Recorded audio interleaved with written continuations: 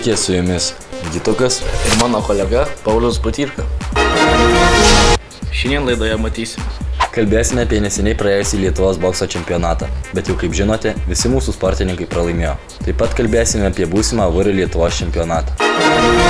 Lietuvos bokso čempionate dalyvavo Vaidas, Karolis, Kęstutis, Janarijus ir aš, bet visi pralaimėjome. Lietuvos VR čempionatas vyks Prienuose, gegužės 12 dieną. Dalyvaus nemažai sportininkų, tikime sulaukti daug čempionų. Tai tik tiek naujienų šiandieną.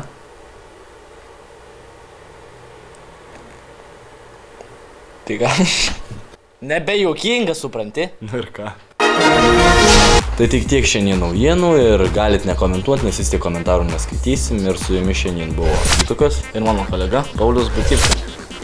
Nuo šiol mus matysite gal kiekvieną šeštadienį.